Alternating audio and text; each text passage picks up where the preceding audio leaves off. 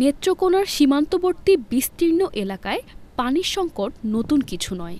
তবে দিন যত যাচ্ছে ততই তীব্র থেকে তীব্রতর হচ্ছে সুপেয় পানির সংকট। পাহাড় থেকে নেমে আসা ছড়ার ময়লা পানি ফুটিয়ে পান করলেও দিন দিন ছড়াগুলোও শুকিয়ে যাচ্ছে। সচ্ছল পরিবারগুলো প্রয়োজন মতো নলকূপ বসিয়ে পানির সংকট মেটালেও সে সাধ্য নেই দরিদ্র ও সুবিধাবঞ্চিত পরিবারগুলোর। অনেক পাড়াতেই নেই কোনো বিশুদ্ধ পানির ব্যবস্থা। বাধ্য হয়েই বাসিন্দারা বছরের পর বছর ধরে পান করে যাচ্ছেন মাটিতে গর্ত করে সংগ্রহ করা ছড়ার ময়লা ও দূষিত পানি।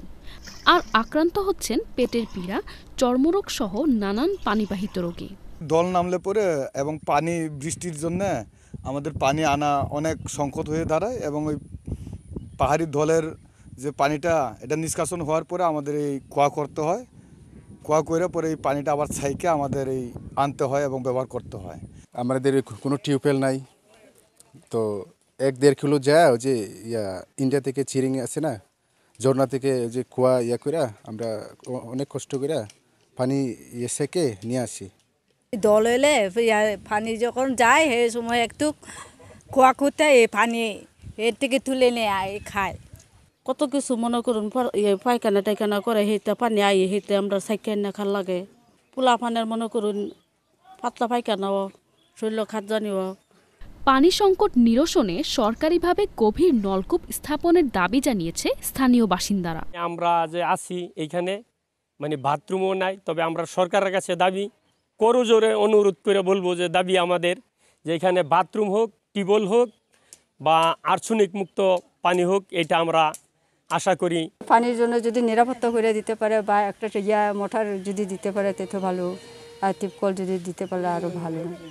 এটাই আর কি আমরা সরকারের কাছে দাবিয়ে রাখি। আর আমরা যদি সরকার থেকে বিশুদ্ধ পানির জন্য একটা নলকূপ পাইতাম তাহলে আমাদের এলাকাবাসী উপকৃত হতো।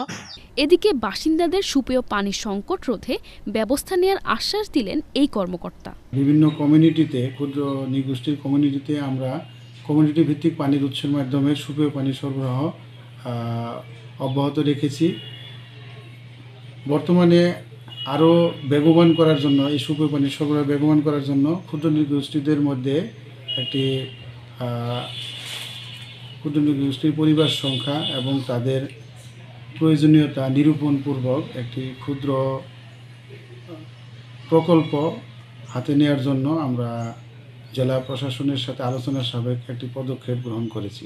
খুব অল্প সময়ের মধ্যেই এই প্রকল্পটি আমরা আমাদের ঊর্ধ্বতন কর্তৃপক্ষের মাধ্যমে সরকারের নিকট উপস্থাপন করব।